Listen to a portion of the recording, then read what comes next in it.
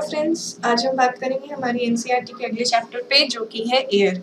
और इसी चैप्टर के साथ साथ हम समझेंगे कि इस चैप्टर के जो टॉपिक हैं उनसे रिलेटेड प्रीवियस ईयर्स में यूपीएससी ने कैसे क्वेश्चंस किए हैं और उन्हें किस अप्रोच के साथ हमें सॉल्व करना है। तो जैसा कि इसकी हेडिंग से भी हम समझ पा रहे हैं, बेसिकली इस चैप्टर में हम जानने वाले हैं हमारे एटमॉस्फेयर में प्रेजेंट कैरेक्टरिस्टिक्स के बारे में और जो भी फिनोमेना यहाँ पर होते हैं उनके बारे में। सो चलिए शुरू करते हैं। एटमॉस्फेयर, सो 6th क्लास की एनसीईआरटी में भी हमने डेफिनेशंस पढ़ी थी and we know that the our earth is surrounded by a huge blanket of air called atmosphere। हमारे अर्थ के चारों तरफ जो एयर का एक ब्लैंकेट है, जो एक लेयर है, उसको हमने एटमॉस्फेयर का नाम दिया है। यानी बेसिकली एटमॉस्फेयर वो हिस्सा है जो कि डिफरेंट काइंड्स ऑफ गैसेस या साफ शब्दों में हम कहें तो एयर के साथ टैकल किया जाता है। कंपोजिशन ऑफ द एटमॉस्फेयर भी हमने पढ़ा था, जिसमें हमने ये जाना था that nitrogen and oxygen are the two gases which make up the bulk of the atmosphere. जैसे कि हम जानते हैं नाइट्रोजन जो होता है 78% प्रेजेंट है, ऑक्सीजन 21% प्रेजेंट है, तो कुल मिलाकर 99% एटमॉस्फेयर में तो सिर्फ नाइट्रोजन और ऑक्सीजन ही है। बाकी जो रिमेनिंग 1% है उसमें carbon dioxide, helium, ozone, organ, hydrogen, ऐसी बहुत सारी गैसेस हमको देखने को मिलती हैं। इसके साथ ही साथ हमको टाइनी डस्ट पार्टिकल्स भी इसी एयर में देखने को मिलते हैं। सबसे पहले बात कर लेते हैं नाइट्रोजन की। सो जैसा कि हम जानते हैं that when we inhale we also take some amount of nitrogen into our lungs and exhale it as it is. जब हम सांस लेते हैं तब भी हम नाइट्रोजन को भी इनहेल करते हैं, लेकिन जो भी हम सांस ले रहे हैं, जितना भी अमाउंट ऑफ नाइट्रोजन हम इनहेल कर रहे हैं उतना ही हम एक्सहेल भी कर देते हैं। सो बेसिकली हमारी बॉडी में नाइट्रोजन जितने अमाउंट में एंटर होती है उतने ही अमाउंट में बाहर निकल जाती है। But the plants need nitrogen for their survival and they cannot take nitrogen directly from the air। होता क्या है कि जो प्लांट्स हैं उनको अपना फूड बनाने के लिए नाइट्रोजन की जरूरत पड़ती है, लेकिन कभी भी कोई भी प्लांट नाइट्रोजन को डायरेक्टली एयर से एब्जॉर्ब नहीं कर सकता। होता क्या है that the bacteria that lives in the soil and the roots of the some plants take nitrogen from the air and changes its form so that plants can use it। मतलब कि जो हमारे प्लांट्स होते हैं या कई बार जो plants जिस सॉइल में होते हैं, न्यूट्रिएंट होते हैं, उस सॉइल में एक ऐसा बैक्टीरिया होता है जो कि नाइट्रोजन को गेन करता है, उसके फॉर्म को चेंज करता है ताकि प्लांट उस नाइट्रोजन का यूज कर सके। बात करते हैं हम ऑक्सीजन की। सो हम सब जानते हैं that oxygen is our life gas, जिसके बिना हमारी लाइफ पॉसिबल नहीं है। Basically humans and animals take oxygen from the air as they breathe and oxygen is produced by green plants during the photosynthesis process, जो कि मैं आपको बता चुकी हूँ कि photosynthesis process में जो भी green plants होते हैं हमारे, वो सनलाइट की प्रेजेंस में कार्बन डाइऑक्साइड को गेन करके ऑक्सीजन का प्रोडक्शन करते हैं और अपना फूड भी बनाते हैं, right. And in this way होता क्या है कि जो हम ह्यूमंस हैं, हम क्या करते हैं कि ऑक्सीजन इनहेल करते हैं, कार्बन डाइऑक्साइड रिलीज करते हैं, और ग्रीन प्लांट्स को कार्बन डाइऑक्साइड की जरूरत होती है ताकि वो ऑक्सीजन प्रोड्यूस कर सके। सो बेसिकली यहाँ पर जितना amount of oxygen human inhale करता है या प्लांट्स प्रोड्यूस करते हैं, उतना ही अमाउंट ऑफ कार्बन डाइऑक्साइड जो है वो ह्यूमन एक्सहेल कर देता है ताकि प्लांट्स अपना जो भी प्रोडक्शन है वो कर सकें। तो इसके बेसिस पे ये जो ऑक्सीजन का कंटेंट है हमारे एटमॉस्फेयर में, ये एक बैलेंस्ड इक्वेशन चलता रहता है। और जैसा कि हम जानते हैं कि हमने प्लांटेशन वगैरह के बारे में भी 6th की एनसीईआरटी में बात करी थी कि अगर हम ज़्यादा डिफॉरेस्टेशन करेंगे या कहीं ना कहीं प्लांट्स का अमाउंट कम होता जाएगा, सो ये जो बैलेंस है ये बिगड़ने के चांसेस बढ़ते हैं और इसके वजह से फर्दर और भी एडवर्स इफेक्ट हमको देखने को मिल सकते हैं। अब एक फिनोमेना आता है जो हमारी एनसीईआरटी में दिया हुआ है, एयर सर्कुलेशन। सो बेसिकली हम सब जानते हैं दैट हमने देखा है कि हमारा जो एटमॉस्फेयर है उसमें एयर जो है वो चलती है, बट हीट होना या हवा ठंडी लगना, इस सब के पीछे क्या रीजन है और सर्कुलेट कैसे होती है। जैसे कि आप जानते हैं कभी कभी ऐसा होता है कि हमारा एटमॉस्फेयर है, अचानक से हमें ठंडी हवा महसूस होती है और कुछ देर बाद ऐसा होता है कि कहीं ना कहीं हमें कुछ वार्म एयर भी फील होती है। सो उसका रीज़न क्या है और होता कैसे है, इसका सर्कुलेशन पूरा इस प्रोसेस को यहाँ पे समझाया गया है। सो देखिए दैट जब भी कोई हवा गर्म होती है, जैसे एयर है वो हीटेड होगी, उसमें एक्सपेंशन होगा। ये सबसे बड़ा प्रॉपर्टी होती है कि जो भी एयर है या जो भी एयर मास है, जब वो हीट को गेन करता है तो वो एक्सपैंड होता है। एक्सपैंड होने की वजह से उसका वेट कम हो जाता है और वो ऊपर की तरफ चली जाती है। यानी कि अगर कोई एयर है, सबसे पहले वो हीटेड होगी, उसका एक्सपेंशन होगा, उसका वेट कम होने की वजह से वो हल्की हो जाएगी और एटमॉस्फेयर में ऊपर की तरफ मूव कर जाएगी।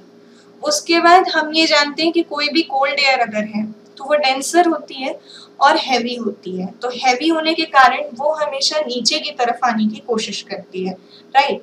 सो when the hot air rises and cold air from the surrounding area rushes there to fill in, यानी कि जब किसी एरिया की, किसी रीजन की कोई एयर मास है, वो अगर गर्म होकर के ऊपर की तरफ शिफ्ट कर जाती है तो उसका जो एक ब्लैंक वहां पर एक वैकेंसी खाली हुई है या एक गैप जो बन गया है, उसको फिलअप करने के लिए उस सराउंडिंग एरिया की कोल्ड एयर उसको आकर के फिलअप करती है, राइट?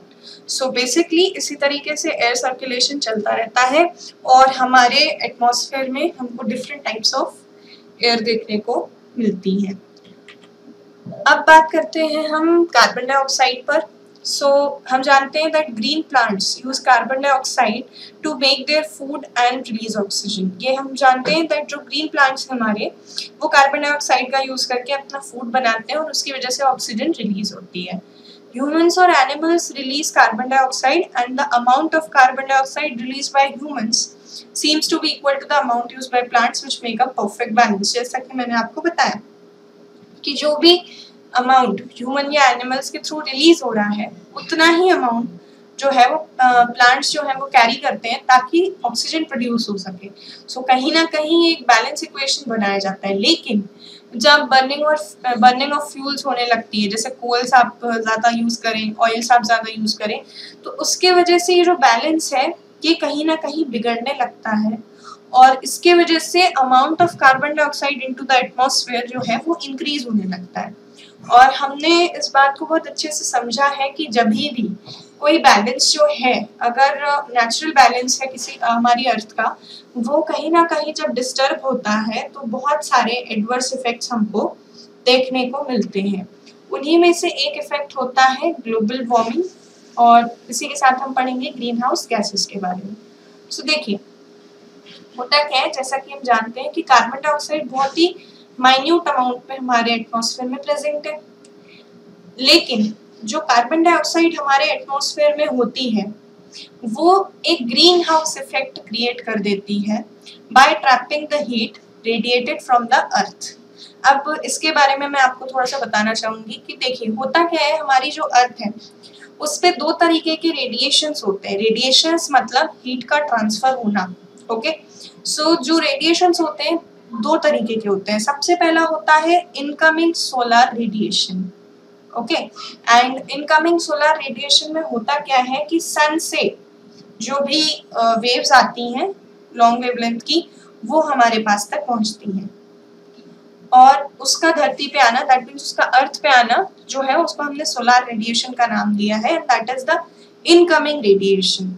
जबकि जब हमारे अर्थ की जो हीट रहती है या जो भी अमाउंट ऑफ एनर्जी है, हीट है, जब वो अर्थ के थ्रू रिलीज होती है ताकि स्पेस में जा सके या मतलब रेडिएट हो सके, उसको हम नाम देते हैं टेरेस्ट्रियल रेडिएशंस का, ओके। होता क्या है कि सन से आने वाली हीट के लिए, सन से आने वाले रेडिएशंस के लिए जो कार्बन डाइऑक्साइड की सरफेस है वो ट्रांसपेरेंट होती है। आराम से जो सन से आने वाले रेडिएशंस होते हैं, सोलर रेडिएशंस होते हैं, वो अर्थ की सरफेस तक पहुंच जाते हैं। लेकिन होता क्या है इसमें कि जो अर्थ से जाने वाले रेडिएशंस हैं वो कार्बन डाइऑक्साइड की जो लेयर है उसमें ट्रैप हो जाते हैं। इसको और इजीली समझने के लिए जैसे आप याद रख सकते हैं इसको कि यहाँ पे क्या हुआ है, जैसे कि ये एक लेयर है आपकी CO2 की, ओके। यहाँ से आपके इनकमिंग रेडिएशंस आ रहे हैं सोलर रेडिएशंस जो कि आपको सन के थ्रू मिलते हैं, और यहाँ से जाने वाली हैं आपकी टेरेस्ट्रियल रेडिएशंस जो कि अर्थ से जा रही है ना। लेकिन अब हुआ क्या कि कार्बन डाइऑक्साइड ने इन सोलर रेडिएशंस को तो पास ऑन होने दिया, तो यहाँ से सोलर रेडिएशंस तो अर्थ तक पहुंच जाएंगे, लेकिन ये जो टेरेस्टेरियल रेडिएशंस थे इनको कार्बन डाइऑक्साइड जो है यहीं पर ट्रैप कर लेती है अपनी लेयर में। तो उसके कारण होता क्या है कि हमारे जो अर्थ का सराउंडिंग का टेम्परेचर है वो कहीं ना कहीं इंक्रीज हो गया, और इस इफेक्ट को ही हम कहते हैं ग्रीन हाउस इफेक्ट। ओके, और जो हमारी कार्बन डाइऑक्साइड है उसको हमने नाम दिया है ग्रीन हाउस गैसेस का, गैसेस में से एक। और होता क्या है कि देखिए, अगर ये फिनोमेना की बात जब आती है कि अगर ऐसा मतलब अगर ये इसका एडवर्स इफेक्ट है तो ये फिनोमेना होता क्यों है? ये फिनोमेना होना इसलिए भी जरूरी है क्योंकि अगर यहाँ पर ग्रीन हाउस इफेक्ट नहीं होगा तो हमारी जो अर्थ है वो एक्चुअली में बहुत ज्यादा ठंडी हो जाएगी ताकि जिस पे हम रह सकें। मतलब होना क्या है कि जो अर्थ का टेम्परेचर है एक नॉर्मल रेंज तक मेंटेन करने के लिए ही इस ग्रीन हाउस इफेक्ट का होना जरूरी है। लेकिन वही वाली बात है कि जब कोई चीज जरूरत से ज्यादा होती है तो वो नुकसानदायक हो जाती है। सो यहाँ पे भी यही होता है कि जब कार्बन डाइऑक्साइड की जो मात्रा है, जो अमाउंट ऑफ कार्बन डाइऑक्साइड है हमारे एटमॉस्फेयर में, अगर वो बढ़ जाएगा तो ग्रीन हाउस गैस होने के कारण ये ग्रीन हाउस इफेक्ट भी बढ़ जाएगा, और इसी की वजह से जो टेम्परेचर ऑफ द अर्थ है वो भी बढ़ जाएगा। और इस फिनोमेना को यानी कि basically increase in the temperature of earth का ये जो फिनोमेना है पूरा, इसी को हमने नाम दिया है ग्लोबल वार्मिंग का। एक्चुअली में देखा जाए तो ये कॉन्सेप्ट बहुत ही छोटा लगता है, मगर आज के डेट में हमारे अर्थ पर जितने भी हमको प्रॉब्लम्स देखने को मिल रहे हैं या जो भी हमको एडवर्स इफेक्ट्स हमारे नेचर में देखने को मिलते हैं, उसका मेन रीजन कहीं ना कहीं यही है। Global warming is the biggest fear to the earth. Okay, तो ये बात हो गई हमारी ग्लोबल वार्मिंग और ग्रीन हाउस गैसेस पर। चलिए आगे बढ़ते हैं। अब हम बात करते हैं स्ट्रक्चर ऑफ द एटमॉस्फेयर की। सो अभी तक हमने ये देखा कि हमारे एटमॉस्फेयर में कौन कौन सी गैसेस हैं, उनके क्या क्या फंक्शंस हैं, क्या क्या सिग्निफिकेंस हैं। इसके साथ साथ हमने दो बातें और देखी, एयर सर्कुलेशन और जो ग्रीन हाउस गैसेस हैं, और जो ग्लोबल वार्मिंग का फिनोमेना है वो क्या है। तो अब हम बात करेंगे स्ट्रक्चर ऑफ द एटमॉस्फेयर पे। सो इसमें हमें ये बताया गया है दैट बेसिकली हमारा जो एटमॉस्फेयर है वो 5 लेयर्स में डिवाइड किया गया है। Okay, there are 5 layers into which our atmosphere is divided. First one is the troposphere, second one is the stratosphere, third is mesosphere, thermosphere and then exosphere. So ये 5 layers हैं जिनमें हमारा atmosphere divide किया गया है। So सबसे पहले बात करते हैं हम ट्रोपोस्फेयर की। So मैं आपको सबसे पहले इसका डायग्राम दिखाती हूँ। ये देखिए, troposphere is the first layer of our atmosphere. इसकी जो हाइट है अप्रोक्सीमेटली 13 किलोमीटर तक है, और इसी के साथ जो हमारी लाइफ के लिए इम्पोर्टेंट गैसेस होती हैं, जैसे the air we breathe exist here and almost all the weather phenomenas occur here. यानी कि जो भी वेदर फिनोमेनाज है, मतलब रेनफॉल है, थंडर स्टॉर्म्स हैं, ये जो कुछ भी है ये हमको पूरा का पूरा ट्रोपोस्फेयर में ही देखने को मिलता है। ओके, सेकेंड है हमारा स्ट्रेटोस्फेयर। स्ट्रेटोस्फेयर जो है it extends up to a height of 50 kilometres. This layer is almost free from clouds and associated weather phenomena and it is most ideal for flying aeroplanes. इस बात को आप बिल्कुल ध्यान रखें कि जो जेट एयरक्राफ्ट या जो भी एरोप्लेन्स हमारे ड्राइव किए जाते हैं, फ्लाई किए जाते हैं पूरे के पूरे, वो स्ट्रेटोस्फेयर में ही किए जाते हैं। और मैं आपको इस टॉपिक को इस लाइन को ध्यान में रखना इसलिए कह रही हूँ क्योंकि अभी जब हम PYQs करेंगे तो उसमें हमें एक क्वेश्चन मिलेगा जिसमें हमको इस फैक्ट को याद रखने की जरूरत पड़ने वाली है। ओके, इसके साथ साथ हमको एक बात और याद रखना है कि जो हमारा स्ट्रेटोस्फेयर है उसी में हमारी ओजोन गैस की एक लेयर होती है। ओके फ्रेंड्स, सो ओजोन गैस एक्चुअली में क्या होता है कि जैसे मैंने आपको बताया ऑक्सीजन हमारे एटमॉस्फेयर में प्रेजेंट होती है, राइट। सो जब सन से हमारे पास इनकमिंग सोलर रेडिएशंस आते हैं, सन से जो इनकमिंग सोलर रेडिएशंस आते हैं उसमें UV radiations which are called ultra violet range के जो रेडिएशंस होते हैं वो भी होते हैं। तो जब ऑक्सीजन और उन यूवी रेडिएशंस की रिएक्शन होती है तो वहां पर ओजोन गैस का फॉर्मेशन होता है, और ये जो ओजोन गैस होती है ये फर्दर सोलार रेडिएशंस के साथ जो यूवी रेज आती हैं जो कि हमारे स्किन के लिए या ह्यूमन बॉडीज के लिए या प्लांट्स के लिए बहुत ही हार्मफुल है, इसको वहां पर कंटेन करने का काम, रोकने का काम करती है। मतलब ये जो ओजोन गैस है ये बेसिकली एक प्रोटेक्टिव लेयर फॉर्म कर देती है जिसके थ्रू जो हार्मफुल यूवी रेज है वो हमारे अर्थ के सरफेस तक नहीं पहुंच पाती। ओके, और यहाँ पे क्या होता है, स्ट्रेटोस्फेयर में जितने भी वेदर फिनोमेनाज हैं वो सब आपको देखने को नहीं मिलते। So this layer is almost free from the phenomenas, right. फिर हमारी थर्ड लेयर आती है मेसोस्फेयर। मेसोस्फेयर जो है वो स्ट्रेटोस्फेयर के जस्ट अबव है। इसकी जो हाइट है अप्रोक्सीमेटली 80 किलोमीटर्स के अबाउट है, और जो भी मीटरॉइड्स होते हैं जो कि अर्थ स्पेस से अर्थ की तरफ मूव करते हैं, अर्थ पे गिरते हैं आकर के, वो जो है वो मेसोस्फेयर में ही बर्न होते हैं। ओके, सो इस लेयर में हमें बेसिकली समझ में आया इसकी हाइट है अप्रोक्सीमेटली 80 किलोमीटर्स की, और जो मीटरॉइड्स होते हैं जो कि स्पेस से आकर के यहाँ पे गिरते हैं वो इसी लेयर में बर्न होते हैं। Okay, so next is our fourth layer, thermosphere. In thermosphere temperature rises very rapidly with increasing height. होता क्या है कि थर्मोस्फेयर नाम से समझिएगा, टेम्परेचर के बारे में, टेम्परेचर से रिलेटेड है। सो यहाँ पे टेम्परेचर जो है जैसे जैसे हाइट इंक्रीज होती है टेम्परेचर वैसे वैसे बढ़ता जाता है। Okay, ionosphere is a part of this layer with height of 80 to 400 kilometers. अब जो थर्मोस्फेयर है उसी का एक छोटा सा पार्ट होता है आइनोस्फेयर, और जो हमारा थर्मोस्फेयर है उसकी टोटल रेंज कितनी है, तो 80 to 400 किलोमीटर्स में हमारा थर्मोस्फेयर फैला हुआ है। यहाँ पर इस लेयर में जो है रेडियो ट्रांसमिशंस पॉसिबल है। In fact radio waves transmitted from the earth are reflected back to earth by this layer. मतलब कि जो भी हमारे रेडियो वेव्स होते हैं जिनके थ्रू हमारे कम्युनिकेशंस पॉसिबल हैं उनको ट्रांसफर करने का, उनको रिफ्लेक्ट करने का काम हमारी थर्मोस्फेयर नाम की जो लेयर है वो करती है। ओके, अब आप इस फैक्ट को भी ध्यान रखिएगा क्योंकि ये इम्पोर्टेंट है। इससे रिलेटेड क्वेश्चंस हमारे को यूपीएससी ने पूछे हैं जिन्हें अभी इस लेक्चर के एंड में हम सॉल्व करेंगे। फिर हम बात करते हैं एक्सोस्फेयर की।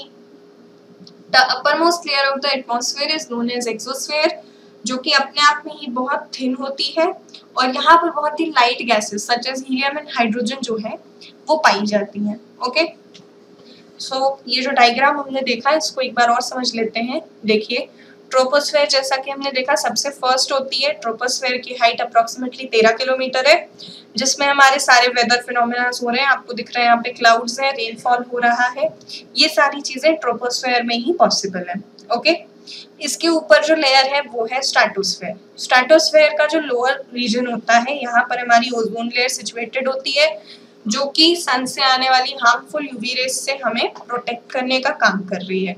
और क्योंकि स्ट्रेटोस्फेयर जो है वो अपने आप में सारे वेदर फिनोमेना से फ्री होता है, कोई भी वेदर फिनोमेना यहाँ पर नहीं होता। सो यहाँ पर जेट एयरक्राफ्ट्स को उड़ा पाना बहुत ही आसान है, इसलिए जो भी एयरक्राफ्ट या एरोप्लेन्स आपको फ्लाई करते दिखाई देंगे वो जनरली स्ट्रेटोस्फेयर जैसी लेयर में ही फ्लाई करते हैं। ओके, फिर उसके ऊपर हमारी एक लेयर आती है मीजोस्फेयर। मीजोस्फेयर में मैंने आपको बताया जो भी मीटरॉइड्स हमारे यहाँ पे स्पेस से अर्थ की तरफ बढ़ते हैं वो मीजोस्फेयर में ही बर्न आउट हो जाते हैं। एंड थर्मोस्फेयर जो होती है, थर्मोस्फेयर में यहाँ पर हमारा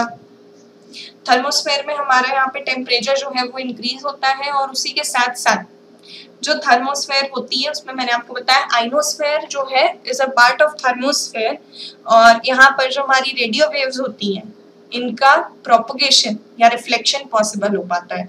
सो जो रेडियो कम्युनिकेशन है उसके लिए थर्मोस्फेयर इंपॉर्टेंट है। And exosphere is the लास्टेस्ट layer of our atmosphere, जिसमें हमको सिर्फ लाइट गैसेस जो कि हाइड्रोजन और हीलियम है वो देखने को मिलती हैं, उसके अलावा कुछ नहीं मिलता। ओके, सो ये बात हो गई हमारे एटमॉस्फेयर के स्ट्रक्चर पे। अब हम आगे बढ़ते हैं और देखते हैं कि हमारे एटमॉस्फेयर में कौन कौन से फिनोमेनास होते हैं। सबसे पहले फिनोमेना समझने से पहले एक बार अगेन हमारे पास डेफिनेशंस आती हैं वेदर एंड क्लाइमेट की। सो 6th की एनसीईआरटी पढ़ते समय भी हम इस बात को बहुत अच्छे से समझ चुके हैं that weather and climate are two different things. Weather is the hour-to-hour or day-to-day conditions of the atmosphere, whereas climate is the average weather condition of a place for a longer period of time.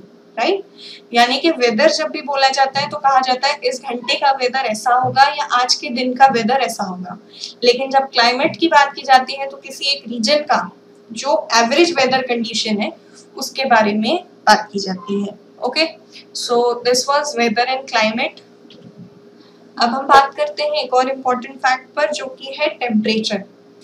So temperature is nothing but the degree of hotness and coldness of the air. यानी कि अगर हमारी जो air है surrounding की वो कितनी ज्यादा गर्म है या कितनी ज्यादा ठंडी है, इसको मेजर करने के लिए जो है हम टेम्परेचर का यूज करते हैं। Okay, temperature is an important factor that influences the distribution मतलब जो टेम्परेचर को इन्फ्लुएंस करने वाला एक और इम्पॉर्टेंट फैक्टर है वो है इंसोलेशन।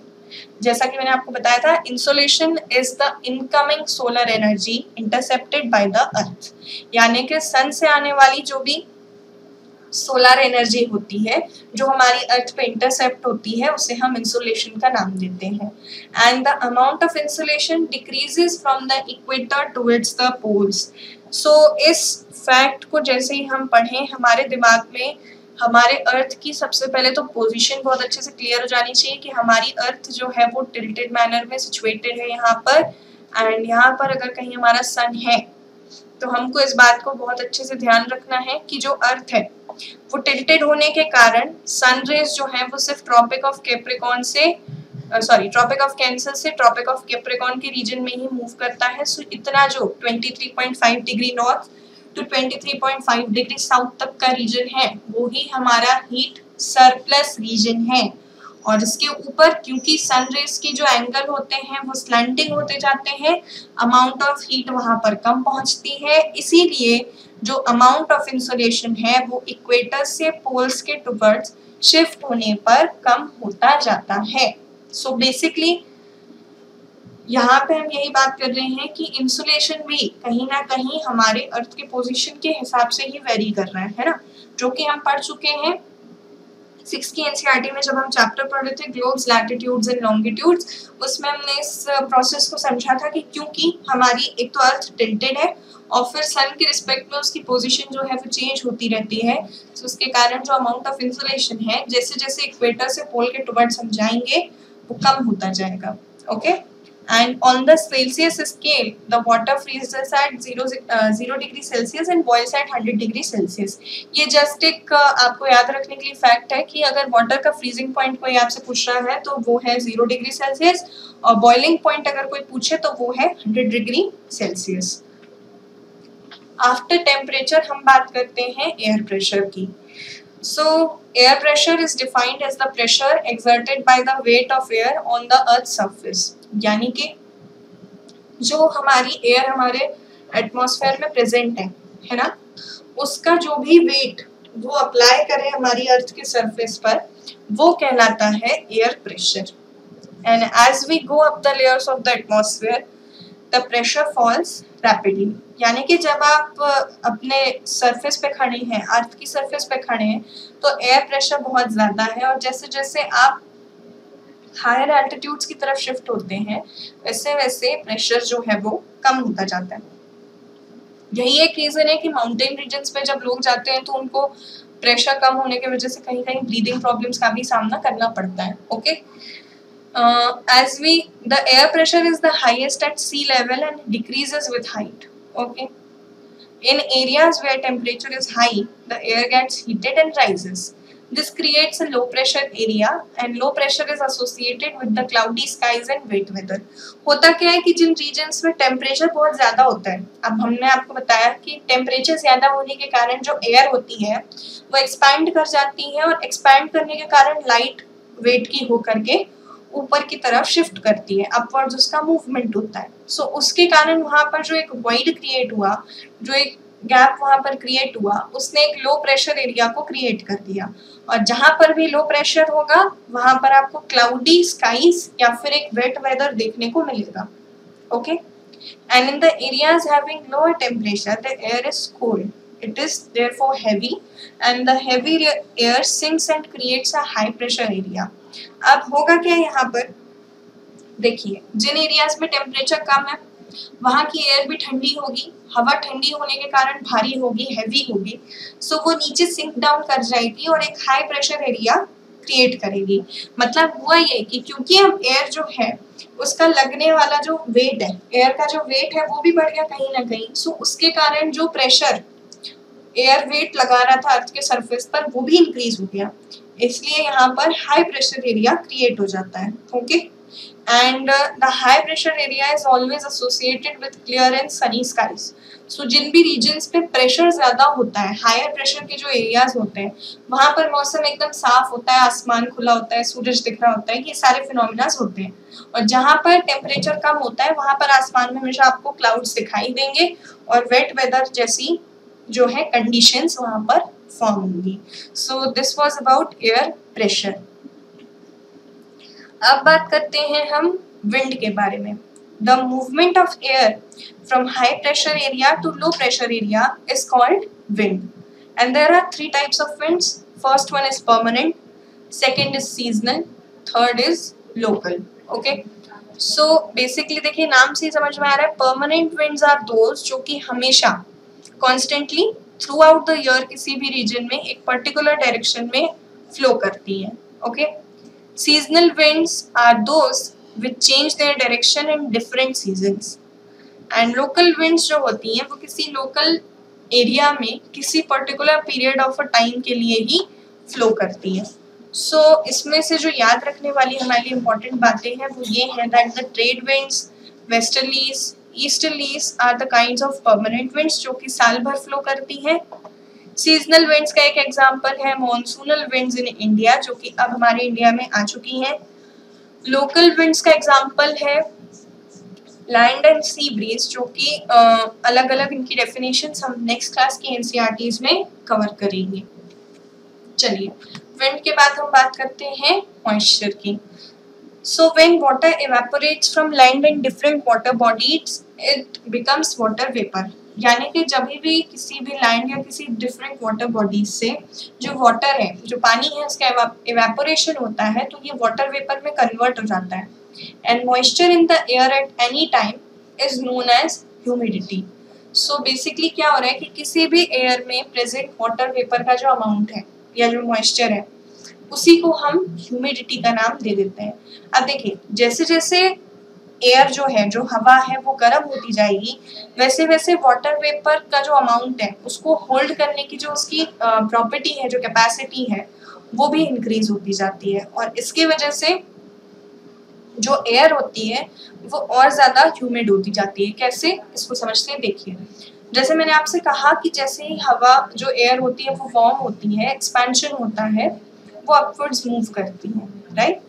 सो अपवर्ड्स मूवमेंट के बाद अब क्योंकि एक्सपेंशन हो गया, हवा हल्की हो चुकी है, तो जो वाटर वेपर कंटेन करने की, होल्ड करने की उसकी कैपेसिटी है वो बढ़ जाएगी। सो वो और वाटर वेपर को कंटेन करना स्टार्ट करेगी। जैसे जैसे तब तक ये कंटेंशन चलता रहेगा, मतलब वो तब तक उसको कंटेन करने की कोशिश करेगी जब तक कि उसकी लिमिट तक ना पहुंच जाए। अब होगा ये कि अगर हमारे आसपास की जो एयर है वो गर्म होगी और उसमें वाटर वेपर का कंटेंट जो है वो बढ़ता जाएगा, तो कहीं ना कहीं हमें भी जो हमारे आसपास का एटमॉस्फेयर है वो बहुत ज्यादा चिपचिपा, जिसको हम कहते हैं हिंदी में, या फिर आप कह सकते हैं ह्यूमिड फील होना स्टार्ट होगा। Okay, so when the water vapour rises it starts cooling. अब देखिए, हवा ऊपर चली गई क्योंकि हवा गर्म हो चुकी थी, उसकी कैपेसिटी बढ़ गई थी कि वो वाटर वेपर को होल्ड कर सके। सो इट शिफ्टेड अपवर्ड्स और इसने पूरे एटमॉस्फेयर में ह्यूमिडिटी को इंक्रीज करने का काम किया। ठीक है, अब क्योंकि वाटर वेपर ऊपर गई तो ऊपर जाने के बाद वहां पर कूलिंग स्टार्ट होती है, क्योंकि टेम्परेचर वहां उतना ज्यादा होता नहीं। सो वहां पर जब कूलिंग स्टार्ट होती है तो कूलिंग के कारण जो वाटर वेपर्स हैं वो क्या करती हैं, कंडेंसेशन करती हैं, राइट। एंड कंडेंसेशन में जो ड्रॉपलेट्स ऑफ वाटर, पानी की बूंदें होती हैं, उनका फॉर्मेशन हो जाता है। ठीक है, फिर अब बात आती है क्लाउड्स की। सो जो ये इतनी सारी वाटर ड्रॉपलेट्स इकट्ठी हुई हैं, इनका एक बहुत बड़ा मास अगर इकट्ठा हो जाएगा तो उसी को हमने नाम दे दिया है क्लाउड का।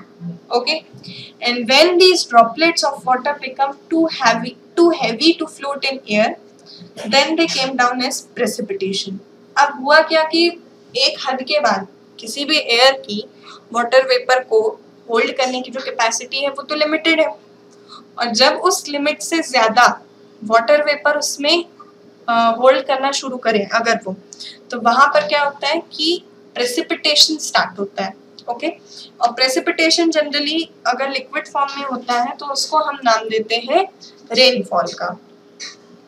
और टाइप्स ऑफ रेनफॉल की अगर हम बात करें तो यहाँ पर 3 होते हैं, convectional rainfall, orographic rainfall and cyclonic rainfall. So rainfall के बारे में हमने कैसे समझा कि जब भी कोई भी एयर जो है वो गर्म होती है, वार्म होती है, तो उसकी वाटर वेपर को होल्ड करने की कैपेसिटी बढ़ जाती है। सो सराउंडिंग का जो एटमॉस्फेयर है वो ह्यूमिड हो जाता है, और जैसे जैसे वाटर वेपर ऊपर की तरफ राइज करती है वहाँ कूलिंग स्टार्ट हो जाती है। सो कूलिंग की प्रोसेस में कंडेंसेशन होता है, कंडेंसेशन में ड्रॉपलेट्स ऑफ वाटर क्रिएट होते हैं, और उन्हीं ड्रॉपलेट्स ऑफ वाटर का जो एक ह्यूज मास बनता है वो क्लाउड कहलाता है ना। और जब ये ड्रॉपलेट्स ऑफ वाटर बहुत ज़्यादा हेवी हो जाए कि ये हवा में, एयर में ये सस्टेन कर पाएंगे या नहीं कर पाएंगे, तो वहाँ पर रेनफॉल होता है या प्रेसिपिटेशन होता है। और जब प्रेसिपिटेशन लिक्विड फॉर्म में होता है तो उसको हम नाम देते हैं रेनफॉल का। फिर rainfall are of 3 types, convectional, orographic and cyclonic. सबसे पहले बात करते हैं कन्वेक्शनल रेनफॉल की। सो कन्वेक्शन रेनफॉल में क्या हुआ कि यहाँ पर इस रीजन में वार्म एयर थी, ये ऊपर की तरफ राइज करेगी, और इसी रीजन में क्योंकि एक लिमिट के बाद उसकी जो होल्डिंग कैपेसिटी है वो खत्म हो गई, यहाँ पे कंडेंसेशन स्टार्ट हुआ, वाटर ड्रॉपलेट्स बने, और जब यहाँ पे हैवी हो गया ये बहुत ज़्यादा क्लाउड, तो इसने बारिश कर दी। सो जिस रीजन से यहाँ पर कह सकते हैं कि आप वाटर वेपर का फॉर्मेशन, जो वाटर वेपर इवेपोरेट हुई, इसी रीजन में यहाँ पे रेनफॉल हो गया। ओके, सो ये कहलाया कन्वेक्शनल रेनफॉल। इस रीजन में क्या होता है कि जब कोई क्लाउड है अपने साथ वो मॉइस्ट एयर को लेकर के किसी माउंटेन रीजन पे आता है, सो यहाँ पे क्या हुआ कि क्योंकि अब उस क्लाउड में ऑलरेडी वाटर ड्रॉपलेट्स हैं, वो क्लाउड बहुत ज़्यादा हैवी है, सो जब आकर के वो इस माउंटेन से टकराया, अब क्योंकि उसको इस माउंटेन को पार करना है, सो उसको अपना वेट कम करना पड़ेगा। सो यहाँ पर वेट कम करने के लिए रेनफॉल होता है। सो ये जो रेनफॉल है due to the barrier of mountain, ये कहलाता है ओरोग्राफिक रेनफॉल। और हमारे इंडिया में जनरली जो रेनफॉल होता है वो ओरोग्राफिक रेनफॉल ही होता है। Okay, so third one is cyclonic rainfall. यहाँ पे क्या होता है कि साइक्लोनिक कंडीशंस की वजह से रेनफॉल होता है। बेसिकली यहाँ पर क्या होता है, कोल्ड एयर और वार्म एयर, इन दोनों का एक फ्रंटल डेवलपमेंट होता है, जिनको हम नेक्स्ट क्लासेस की एनसीईआरटी में और अच्छे से समझेंगे। बेसिकली आप सिर्फ इतना याद रखिए कि जब कोल्ड एयर और वार्म एयर जो है वो आकर के एक किसी रीजन पे मिलती हैं तो एक फ्रंट डेवलप होता है, और उस फ्रंटल डेवलपमेंट के वजह से जो कोल्ड एयर है वो वार्म एयर को ऊपर पुश कर देती है, और नीचे के रीजन में सिर्फ कोल्ड एयर रहती है। क्योंकि वार्म एयर ऊपर पुश हो गई, सो यहाँ पे वाटर वेपर्स जो थी उनका कंडेंसेशन होगा, और कंडेंसेशन के बाद फिर जो प्रोसेस होती है रेनफॉल की, उसी के थ्रू यहाँ पर रेनफॉल होता है। इस रेनफॉल को हम कहते हैं साइक्लोनिक रेनफॉल, जिसके बारे में हम और अच्छे से समझेंगे हमारे नेक्स्ट क्लासेस की एनसीईआरटीज में। इसी से रिलेटेड एक फिनोमेना भी आता है साइक्लोन, जिसके बारे में हमारी एनसीईआरटी में डिस्क्राइब किया गया है। शॉर्ट में उसको बताया गया है कि उड़ीसा और वेस्ट बंगाल जैसे जो हमारी रीजन्स हैं, अब क्योंकि वो बे ऑफ बंगाल के टुवर्ड्स हैं, तो वहाँ पर these are pro cyclone regions, और दूसरी तरफ अरेबियन सी के यहाँ पे Maharashtra and Gujarat are also the pro cyclone region, cyclone prone regions होते हैं ये। सो इसके बारे में तो हम समझेंगे नेक्स्ट क्लास की एनसीईआरटीज में। जो नेक्स्ट टॉपिक हमको कवर करना है वो है हमारे पीवाईक्यूज। सो इस चैप्टर में अभी तक हमने बेसिकली क्या क्या देखा, हमने हमारे एटमॉस्फेयर में प्रेजेंट गैसेस के बारे में जाना, उसके बाद हमने ये जाना कि हमारा जो एटमॉस्फेयर है उसका स्ट्रक्चर कैसा है, हमारे एटमॉस्फेयर में जो एयर है, जो विंड है, जो वेदर है, क्लाइमेट है, उनके डेफिनेशंस को हमने समझा। वेदर क्लाइमेट के साथ साथ हमने जाना टेम्परेचर के बारे में। टेम्परेचर के अलावा हमने जाना रेडिएशंस जो कि हमारे अर्थ पे होते हैं वो कैसे होते हैं। फिर उस टेम्परेचर के साथ साथ रिलेटेड एक और टर्म आ जाती है मॉइस्चर। मॉइस्चर के बाद हमने जाना रेनफॉल के बारे में, and last we get to know about the types of rainfall. Okay, so this was the whole chapter, and अब हम बात करते हैं उन प्रीवियस ईयर क्वेश्चंस की जो कि यूपीएससी में पूछे गए हैं। So the first question is the increasing amount of carbon dioxide in the air is slowly raising the temperature of the atmosphere because it absorbs. The first one is the water vapor of the air and retains its heat. Second, the UV part of the solar radiation. C, all the solar radiations. And D, the infrared part of the solar insolation. So देखिए, इस question में basically हमसे यही पूछा गया था कि carbon dioxide का जो अमाउंट है जो कि हमारे अर्थ पर इंक्रीज हो रहा है वो हमारे अर्थ का टेम्परेचर बढ़ा रहा है, उसके पीछे के रीजंस क्या हैं। सो हमारी एनसीईआरटी में डायरेक्टली हमको इस टर्म के बारे में ऐसे नहीं बताया गया है, लेकिन अगर हम एक लॉजिकल गेस भी अप्लाई करें तो इस क्वेश्चन का आंसर हम दे सकते हैं। सो देखते हैं कैसे। First one option is the water vapour of the air and retains its heat. So यहाँ पर जो CO2 है वो कभी भी वाटर वेपर को एब्जॉर्ब नहीं करती है और ना ही उसकी हीट को रोकने का काम करती है। The first answer is absolutely wrong. Second, the UV part of the solar radiation, this option is also wrong because हम जानते हैं कि जो UV part of the solar radiation है वो हमारी ओजोन गैस की जो ओजोन गैस होती है वो एब्जॉर्ब करने का काम करती है। ठीक है, फिर आता है ऑल द सोलर रेडिएशंस। तो ये आंसर भी गलत इसलिए है क्योंकि हम जानते हैं कि सन से आने वाले रेडिएशन के लिए, सन से आने वाली हीट्स के लिए जो कार्बन डाइऑक्साइड की लेयर है वो ट्रांसपेरेंट है, जबकि अर्थ से जाने वाले रेडिएशन के लिए वो ओपेक है। So this answer will B also wrong. The answer is, so by the elimination method the right answer will be the infrared part of the solar radiation.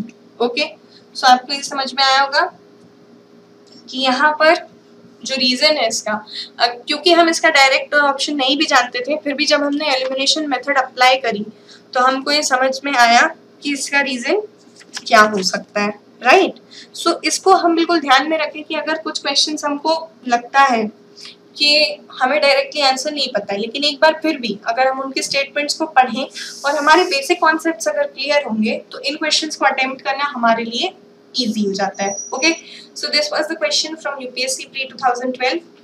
एक और क्वेश्चन आया है यूपीएससी प्री 2012 से ही।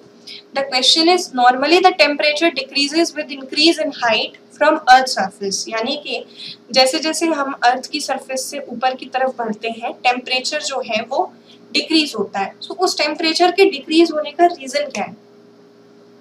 So the first answer statement given is the atmosphere can be heated upwards from the earth's surface. Second, there is more moisture in the upper atmosphere. Third, the air is less dense in the upper atmosphere. तो देखिए इसमें से जो second option है ये तो सबसे पहले गलत हो जाता है। क्यों? क्योंकि हम जानते हैं कि ट्रोपोस्फेयर के ऊपर जो हमारी लेयर्स होती हैं वहां पर कोई भी वेदर फिनोमिनास नहीं होते, तो the second option is absolutely wrong. अब बचा 1 और बचा 3। सो एक ऑप्शन है हमारे पास ओनली 1, एक ऑप्शन है हमारे पास 1 and 3। कैसे? क्योंकि सेकेंड ऑप्शन गलत है, सो ये दोनों चीजें तो गलत हो गई, बी और डी विल बी रॉन्ग। अब ए और सी में से हमको चूज करना है। सो देखिए यहाँ पर बात आती है term number 3, the statement number 3 की, जो कि ये कहता है that the air is less dense in the upper atmosphere, which is absolutely true, and the atmosphere can be heated upwards from the earth's surface, which is also true.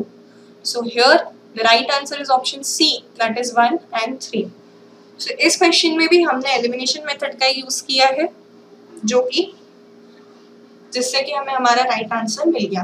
Right, अब हम बात करते हैं एक और क्वेश्चन की जो कि आया है यूपीएससी प्री 2011 में।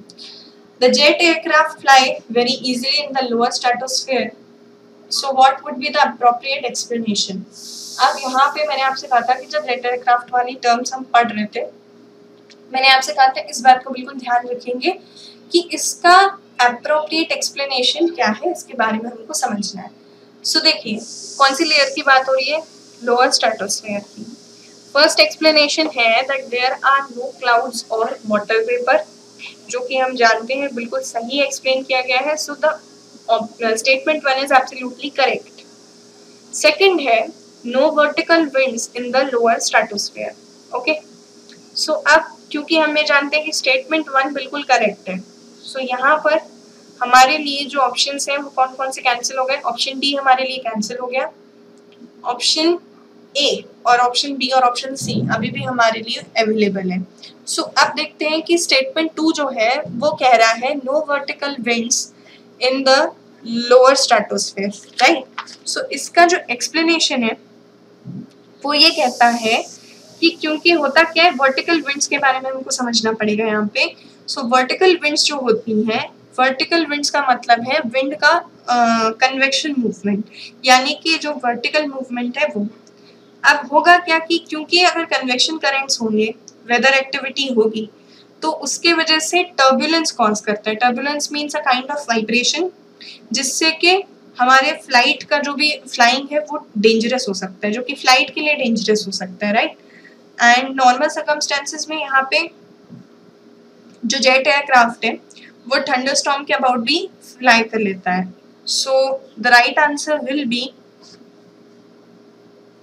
Option C, that is both 1 and 2।